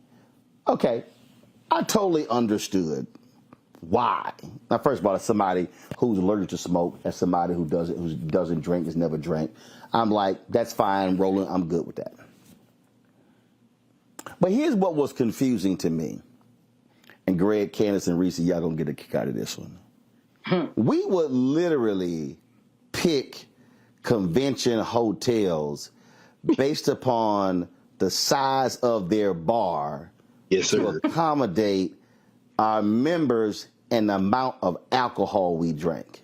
Yes, sir. Whenever you do these conventions, you have a room block, and then you have a food and beverage minimum you have to hit per the contract. We always exceeded the food and the beverage. Always. So I remember we had our convention in Orlando, and we had it at Disney World. And I swear, every 100 feet, it was a bar or like tubs that had alcohol in it. And again, I don't drink. And so I was just sort of struck by, damn, why are we not taking alcohol money, but we damn sure spending a lot of money on alcohol? So the next day we have a business meeting, and so this is the one time the membership, we can literally override anything the board does at the membership meeting. So me being an astute politician, I was no longer on the board, but I know how to count votes. We had this really contentious issue, and a lot of people left the room. Well, the reality is, you may not even have 100 members who are at the membership meeting. We got 4,000 members now. So I'll tell y'all what I did. So I immediately, Greg, you know exactly what I did, being a smart alpha. Or some might want to say a smart ass alpha. Yes, sir. What I did was I went to the floor, introduced a motion to overturn the board's decision from several years earlier to allow us to accept alcohol and tobacco money. And it got second, it got voted upon. Fools didn't even realize it got passed. Boy, they were yelling and cussing at me. The people who left came back cussing. I said, your asses should have left the room. No question. I said, you don't leave the room till the meeting's over. And so I remember Arthur Sulzberger, who was he's the CEO of the New York Times. We were at the gala, and so he walked up to me, huffing and puffing, mad as hell. I said, first of all, who the fuck you talking to like that? That's exactly what I told him. I said, then I said, if you got a problem with this here, I said, why don't you increase the amount of money you, the New York Times, gives to us to replace whatever alcohol or tobacco money that might come in? How about that? Then his ass got real quiet. Stop running the beers down. Don't you ever come. I literally said, don't you? I literally said to him, don't you ever come to my face telling me how we should be conducting our business in NABJ unless you ready to write a bigger damn check. That's right. That's right. Now, for the folk who are watching, you may say, Roland, why would you take alcohol and tobacco money? I just told y'all, we spend thousands of dollars at our convention. I'm talking about the bar is packed. We spend thousands of dollars. It is stupid to me. It is community suicide to send money out of your community and not bring money back into your community. So what I hope people are learning from that, we should be asking again, we're spending X amount of millions on these products and these products and these services. How much we getting back? What PR companies are being used? What black law firms are being hired for professional services? What black accounting firms are being hired? What black transportation companies are being hired? What black catering companies are being hired? What black audio and visual companies are being hired? What black architecture companies are being hired? See, I'm talking about the whole black ecosystem. We are not going to change the condition of any community of ours in any city in America until we change the inflow of money. We got the outflow of money down pat. We damn good at spending money. Yes, sir. But we are not as good at receiving and demanding money. And as long as black-owned businesses are small and don't have scale, we're going to remain broke. And I'm telling you, we have to be willing to look black people in the eye who sit on corporate boards and say, what the hell are you doing while you are there? And that's why I need to see more from EOC. I need to see more from the Executive Leadership Council. If y'all are supposed to be the corporate Negro organization, well, damn it, I need to see y'all doing more in driving dollars back to black people. I'm just saying. We'll be right back.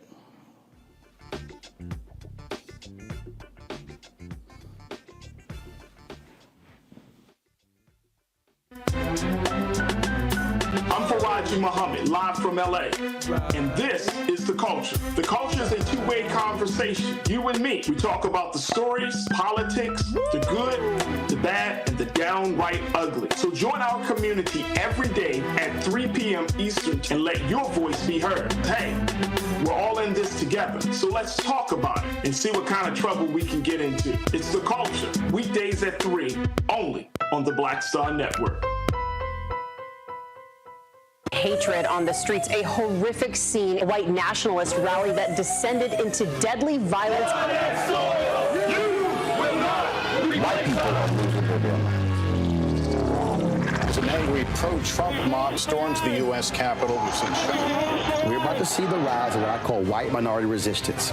We have seen white folks in this country who simply cannot tolerate black folks voting. I think what we're seeing is the inevitable result of violent denial. This is part of American history. Every time that people of color have made progress, whether real or symbolic, there has been what Carol Anderson at Emory University calls white rage as a backlash. This is the rise of the Proud Boys and the Boogaloo Boys. America, there's going to be more of this. Here's all the Proud Boys, guys. This country is getting increasingly racist in its behaviors and its attitudes because of the fear of white people. The fear that they're taking our jobs, they're taking our resources, they're taking our women. This is white fear.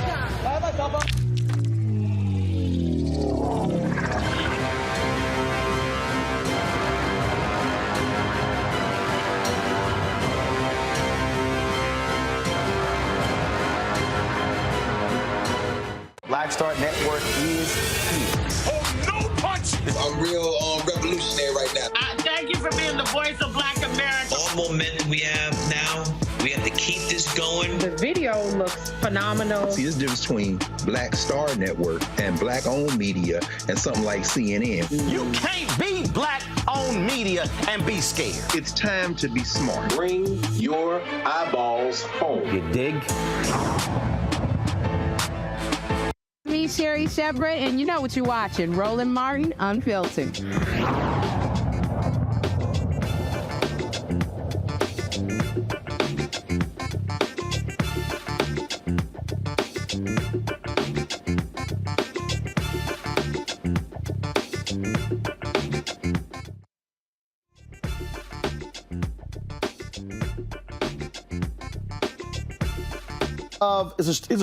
All right, folks, it's a story out of North Carolina that captured our attention, and unfortunately, it's the death of another black man at the hands of police officers. The Raleigh Medical Examiner's Office had determined that Darryl Tyree Williams died from sudden cardiac arrest in the setting of cocaine intoxication, physical exertion, conducted energy weapon use, and physical restraint. Darryl and a friend were sitting in a parked car on January 17th when police approached the vehicle, conducting what Raleigh police call preventative policing. The officers asked the men to get out of the car, which they did. Darryl continued to ask, what did they do?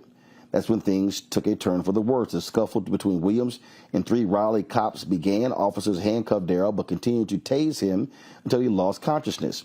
He repeatedly told the officers that he had heart issues. Williams died in the hospital an hour later. 6 officers are on leave as the State Bureau investigated the incident. The SBI has submitted its case file to Wake County DA Lauren Freeman, who will determine whether criminal charges are appropriate. To discuss this, we're joined now by Kerwin Pittman, social justice activist. Kerwin, so I'm trying to understand something here. What the hell is preventative policing? So preventative policing is nothing more than a fancy name for Raleigh's own stop and frisk. And what this means and what I mean is that Raleigh police officers will literally walk up to people and just start asking them questions and then try to search these individuals, whether you're in a vehicle or you're just out on foot. And so it's nothing more than Raleigh's own version of stop and frisk, plain and simple. Okay, so Darryl and a friend were in a car. Where were they? Were they on the street in front of the home? Were they in a restaurant parking lot? Where were they and what were they doing?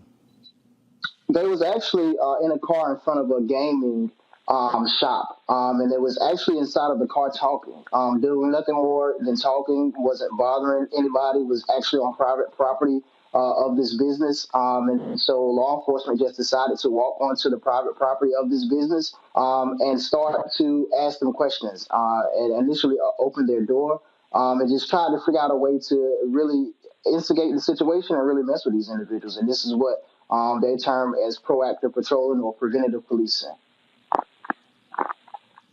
Obviously, you're going to have police say, well, you know, he had cocaine in his system, but I'm still stuck on why would you just walk up to somebody for no apparent reason and then, I mean, they have to be doing something. You must be observing them doing something. These two were just in the car talking?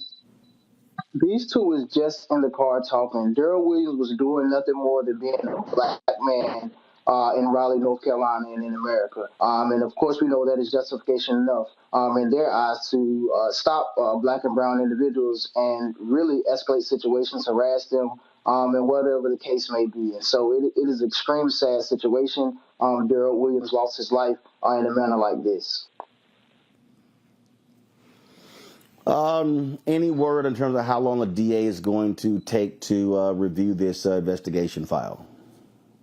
So the DA normally takes 30 days, right? So Raleigh Police Department has a history of brutalizing, terrorizing, and murdering black and brown citizens. And not one time out of any of those incidents has the DA came back with a decision to charge any of these officers.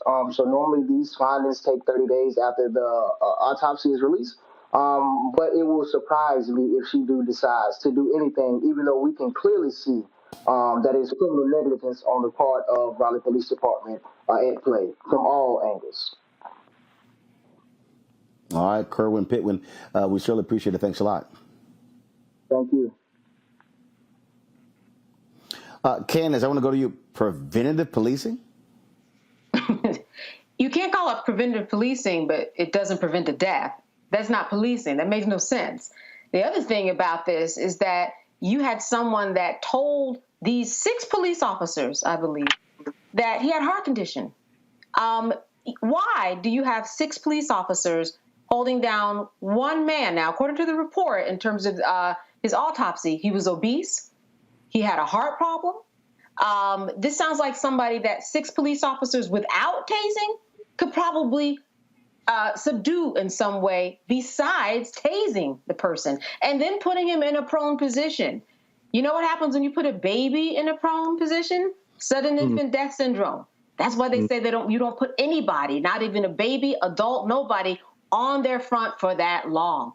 So how all of this is something that these police officers did not know going in, I cannot understand. Now, unfortunately, what might happen, just like the previous guest said, is that in 30 days, there may not be any type of charge. This was deemed a homicide, which is a simple killing of one person of another.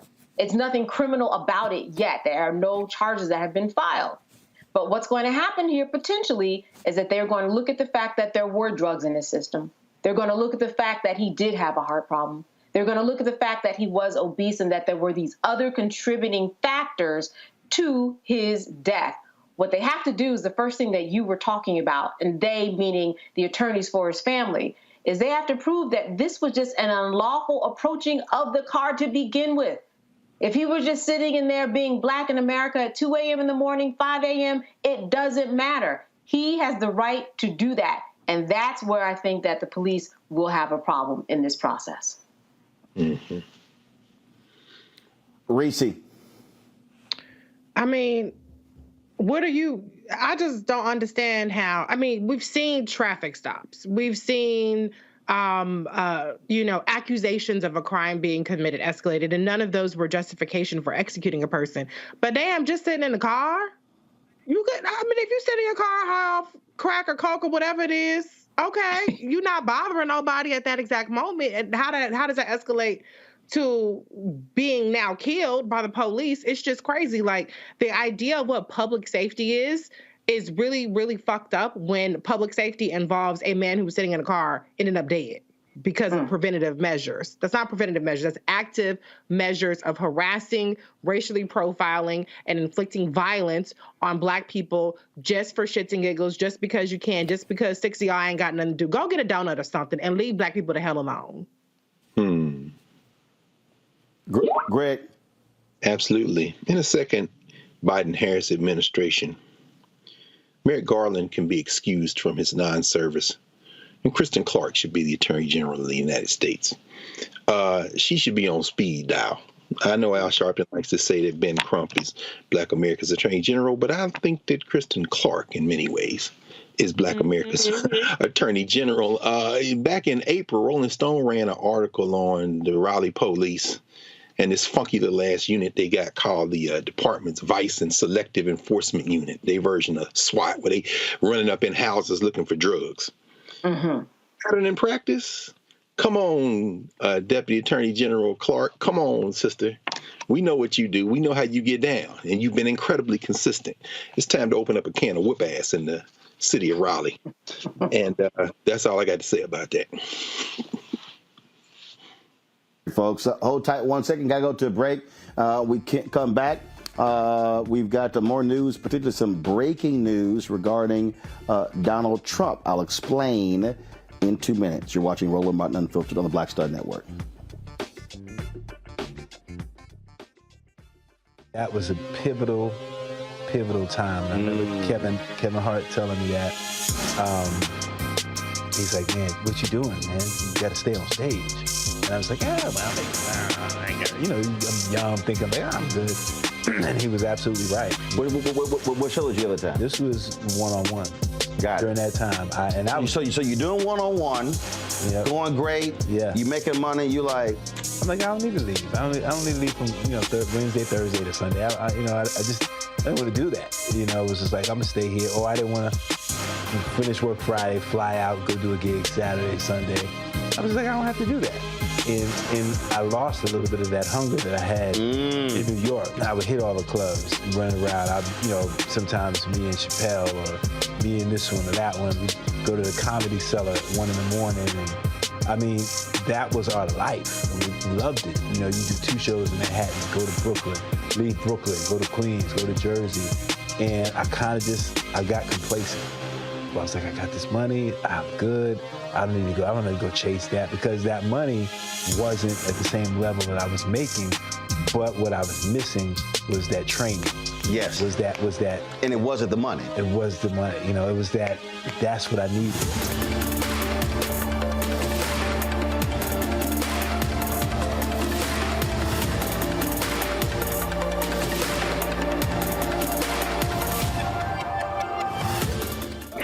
On the frequency right here on the Black Star Network, Shanita Hubbard. We're talking about the ride or die chick. We're breaking it down. The stereotype of the strong Black woman. Some of us are operating with it as if it's a badge of honor. Like, you even hear Black women like aspiring to be this ride or die chick, aspiring to be this strong Black woman. So at their own expense. Next on the frequency right here on the Black Star Network. What's up, everybody? It's your girl, Latasha from the A. And you're watching Roland Martin Unfiltered.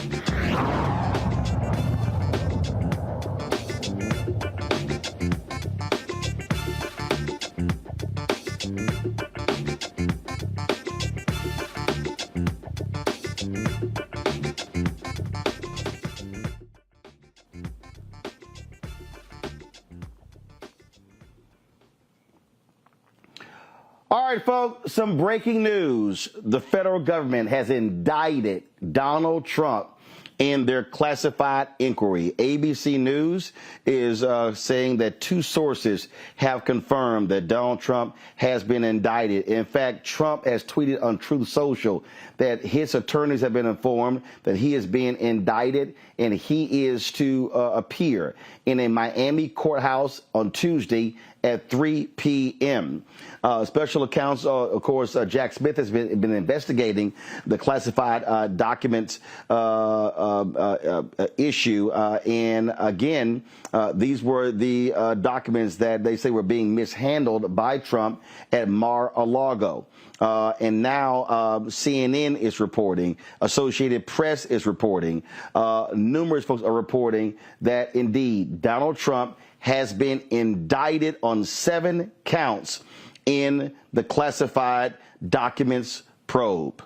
Candace, explain to our audience what this means for the Department of Justice to indict a former president of the United States.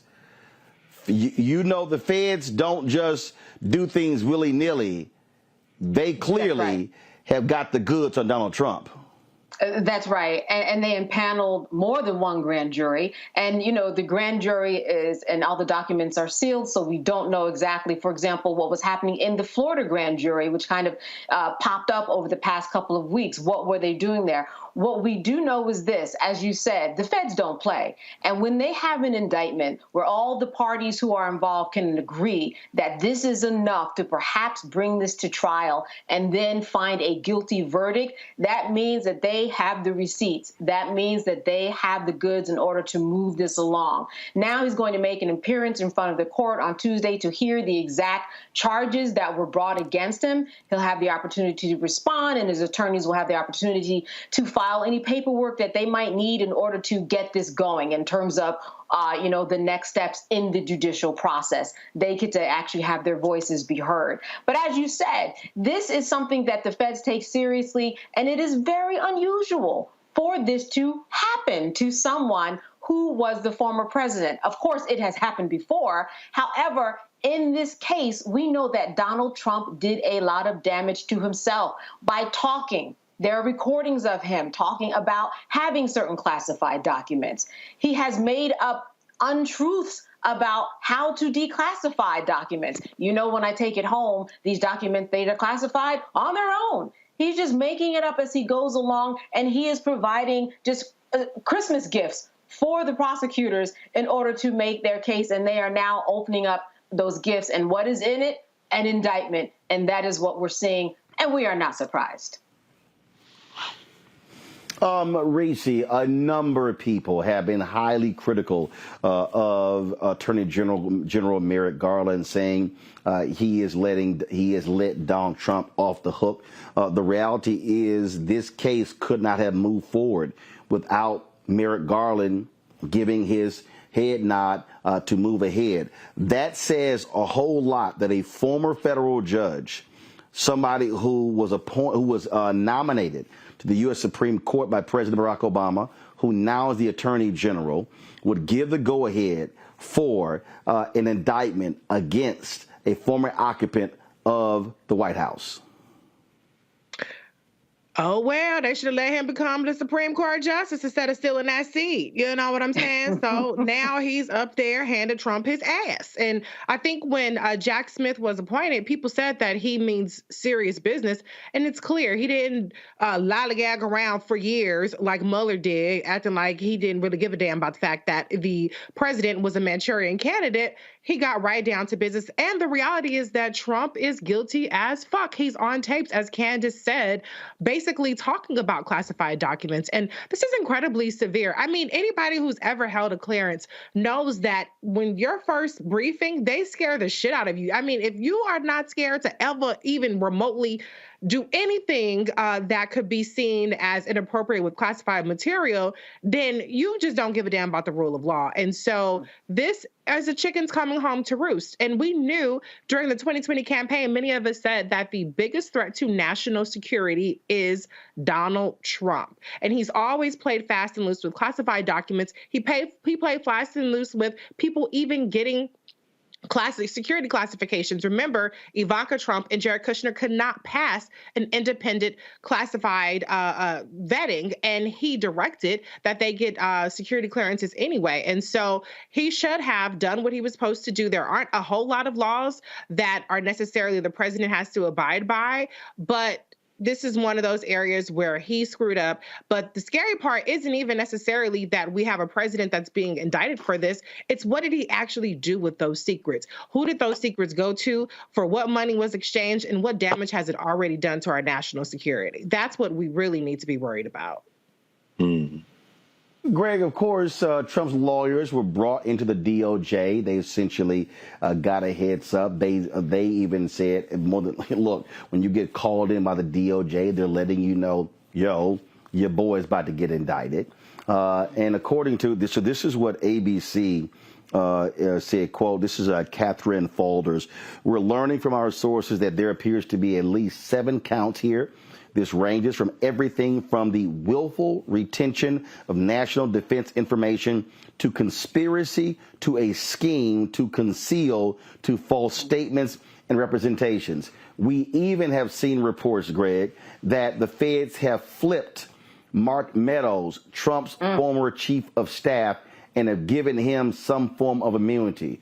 Trump is already saying these are lies, this is false, all the sort of stuff like this here. It's going to be a little hard for his MAGA people to try to dismiss the actual former chief of staff, former member of Congress from North Carolina, somehow being part of the radical left out to get him. Dismiss it.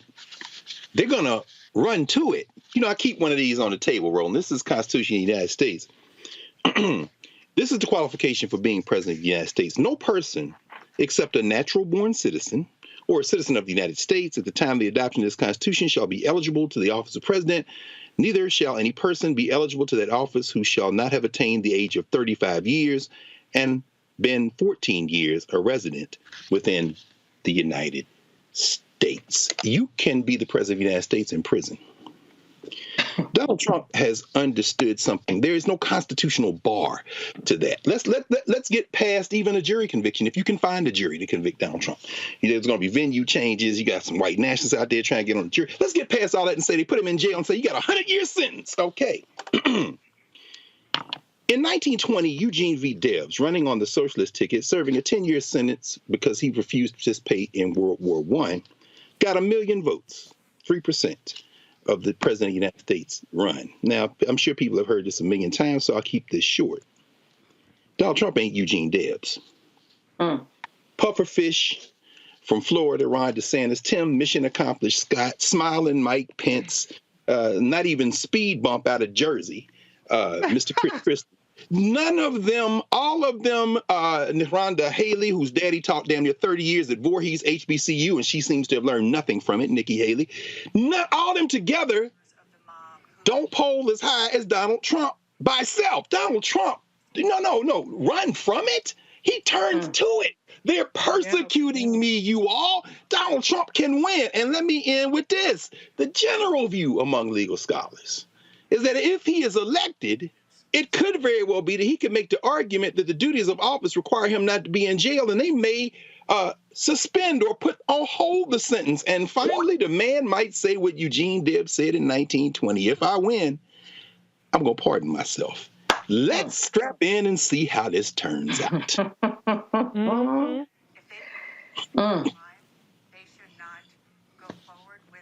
Folks, hold tight 1 second. I'm going to go to a quick break. We're going to come back on Roland Martin Unfiltered.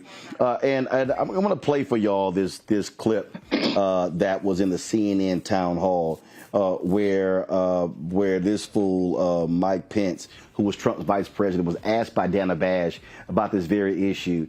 And if y'all want to hear a weasel, you're going to hear one in 2 minutes. Back in a moment.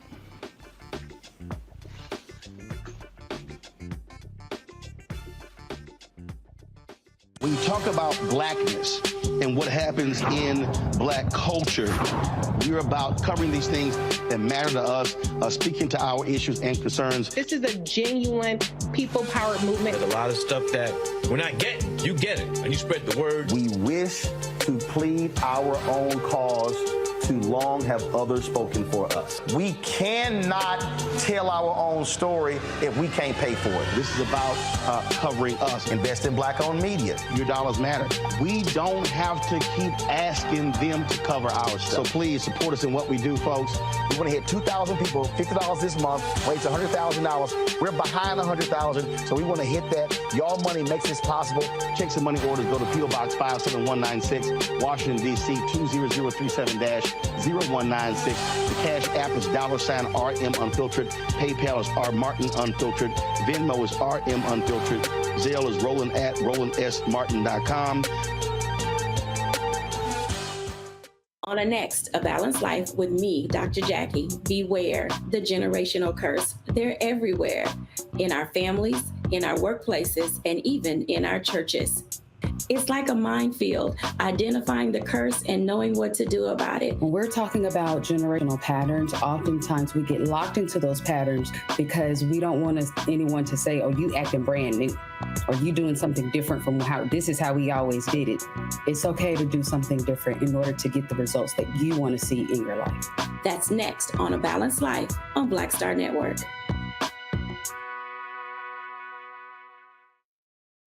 Hey, it's John Murray, the executive producer of the new Sherry Shepherd Talk Show. You're watching Roland Martin Unfiltered.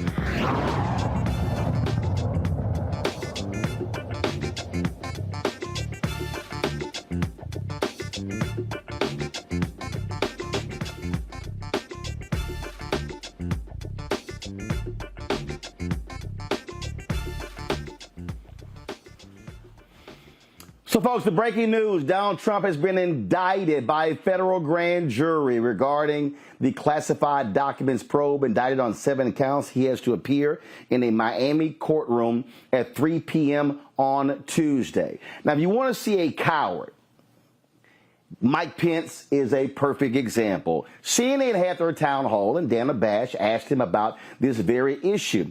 Listen to Mr. Law and Order, who was running out at the mouth about how we need to be prosecuting people for guns and what's happening in Chicago. Listen to what he had to say about, his former guy breaking the law. Solves these issues without an indictment. Sir, I just want to clarify. What you're saying is that if they believe he committed a crime, they should not go forward with an indictment. You just talked before about committing to the rule of law. Let me be clear that no one's above the law. Okay. But with regard to the unique circumstances here, look, those classified, I had no business having classified documents in my residence, and I took full responsibility for it. President Biden had no business having them in his residence from when he was vice president as well. And the same with former President Trump. But I would just hope that there would be a way for them to move forward without the dramatic and drastic and divisive step of indicting a former president of the United States. We've got to find a way to move our country forward and restore confidence in equal treatment under the law in this country. We really do.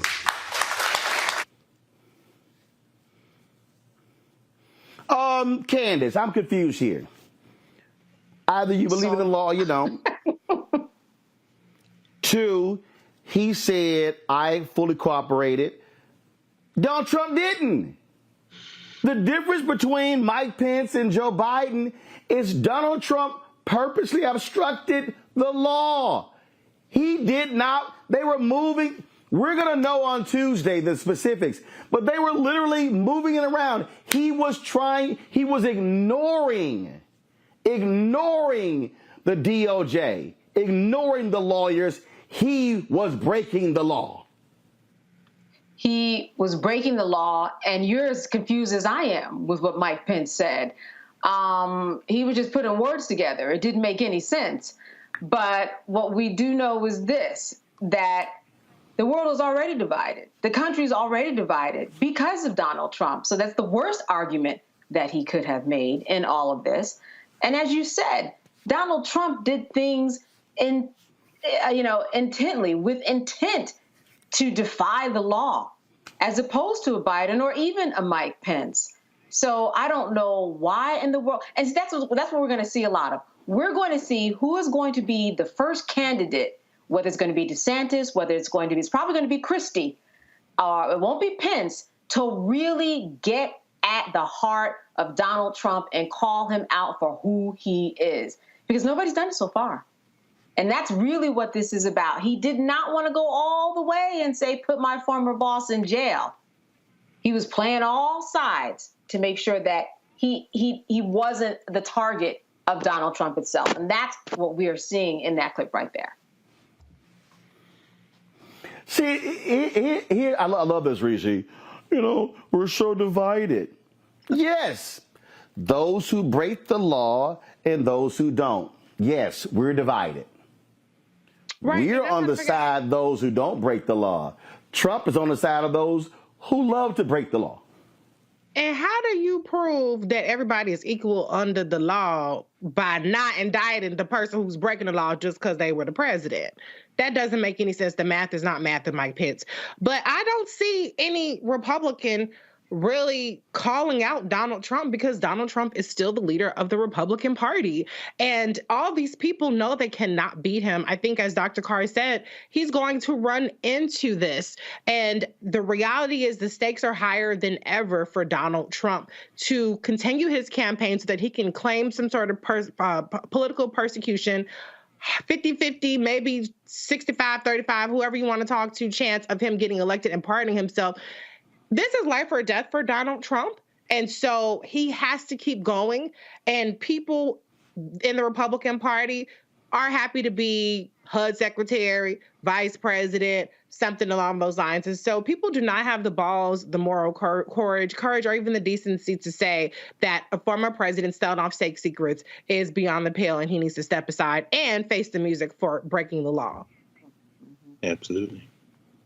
You know, I love this stupidity here, Greg. Here's this idiot Will Cain of Fox News. I should destroy him when we were at CNN together. He goes, Pence not indicted, Clinton not indicted, Biden not indicted for inappropriate retention of classified documents, leading candidate for president in opposition to current regime Trump indicted for inappropriate retention of classified documents. No, dumbass, it's for obstruction of justice. Mm-hmm.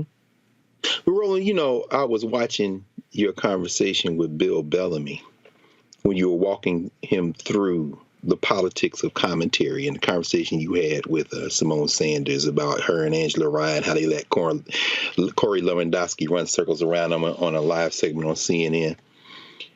What have we learned from the first time Donald Trump ran for president? Here CNN is again, having just lost their head.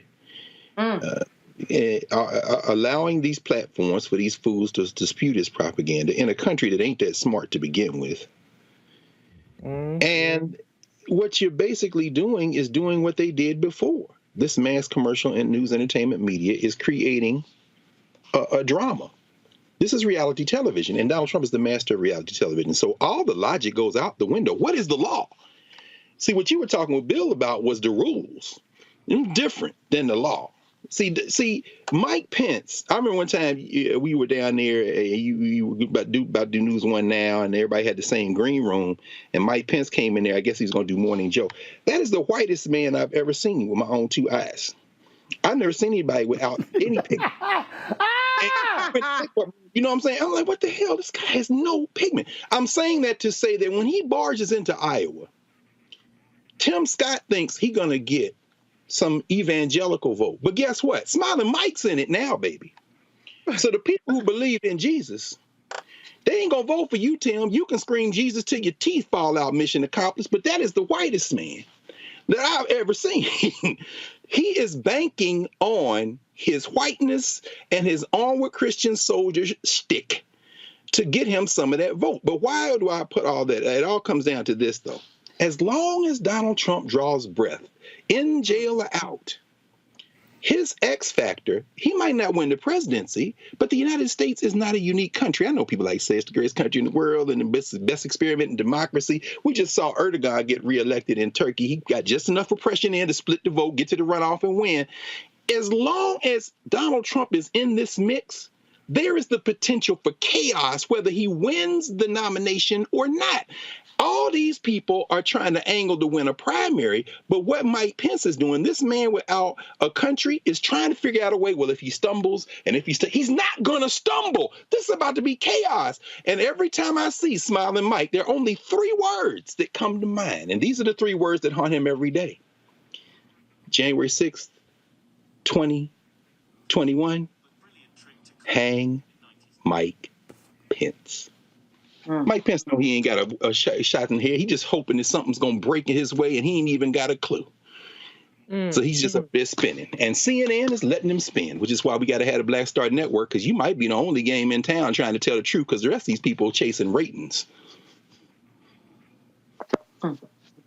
Well, look, folks, Miami is going to be on and popping at 3 p.m. on Tuesday, when Donald Trump got to walk his orange ass into a federal courthouse in Miami, indicted for the 2nd time. First, it was Alvin Bragg in New York City. Now it is Jack Smith, the special prosecutor, indicting him in Miami. The DOJ is not confirming this. The documents, the indictment is under seal. It will be revealed in court on Tuesday. And so, Fannie Willis, we waiting on you.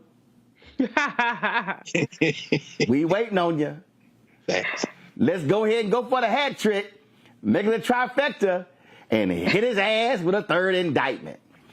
It's going to be real interesting. Look, we know how he's going to respond, and we know his ignorant MAGA supporters are going to try to make every other excuse as well. But final comment here, Candace. When those prosecutors have to reveal in court that they have recordings of people admitting to him moving documents, when they reveal a lot of this stuff in that charging document, it's going to be a little hard for a lot of these Republicans to try to explain that one away. It will. And following the indictment that Alvin Bragg brought upon Donald Trump, which people say was not as detailed as they would have liked to have seen, I bet they're going to do their job this time. Tuesday's going to be something else when that indictment comes down and we get to read all the details. It's going to be a lot more than Bragg had. And as you said, there's going to be a lot more evidence supporting what Donald Trump did in terms of obstructing justice. All right, then. Candace, Reese, Greg, we certainly appreciate y'all joining us. Oh, it's a beautiful day in the neighborhood. A beautiful day in the neighborhood. All right, folks. I appreciate it. Thanks a bunch. Y'all, tomorrow we'll be live. Merle Evers Williams from Jackson, Mississippi, 90 years old, the widow of Medgar Evers, former chair of the board of the NAACP. There are a lot of events honoring her this weekend in Jackson. We are here, and we will be covering this stuff tonight and tomorrow. So we look forward to that live conversation right here on Roland Martin Unfiltered on the Black Star Network tomorrow. Folks, that is it. Don't forget, hit that like button, please, if you're watching on YouTube. Also, download the Black Star Network app, Apple phone, Android phone, Apple TV, Android TV, Roku, Amazon Fire TV, Xbox One, Samsung Smart TV. Please support our Bring the Funk fan club. Your dollars make it possible for us to do what we do. So please send your check and money order to P.O. Box 57196, Washington, D.C., 20037-0196.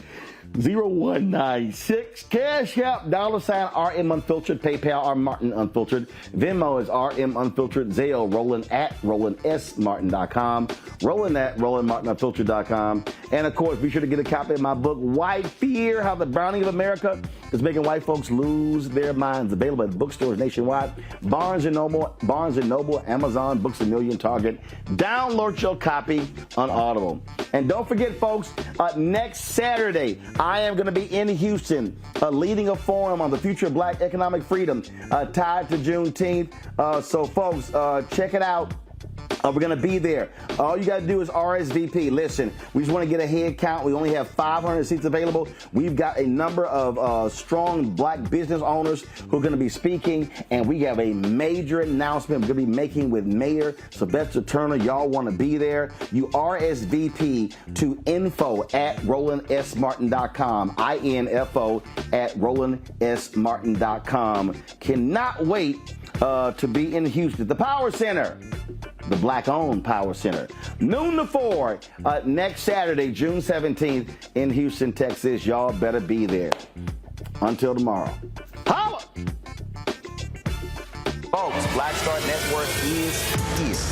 Holding no punches. I'm real revolutionary right now. Support this man, Black Media. He makes sure that our stories are told.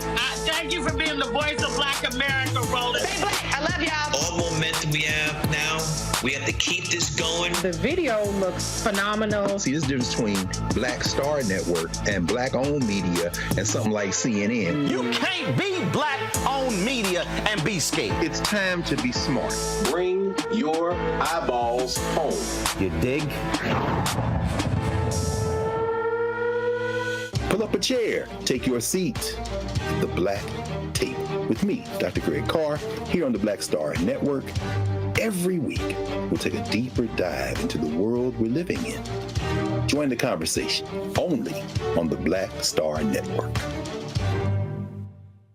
Hi, I'm Dr. Jackie Hood Martin, and I have a question for you. Ever feel as if your life is teetering and the weight and pressure of the world is consistently on your shoulders? Well, let me tell you, living a balanced life isn't easy. Join me each Tuesday on Black Star Network for A Balanced Life with Dr. Jackie. We're all impacted by the culture, whether we know it or not. From politics to music and entertainment, it's a huge part of our lives, and we're going to talk about it every day right here on The Culture with me, Faraji Muhammad, only on the Black Star Network. I'm Deborah Owens, America's Wealth Coach, and my new show, Get Wealthy, focuses on the things that your financial advisor and bank isn't telling you, but you absolutely need to know. So watch Get Wealthy on the Black Star Network.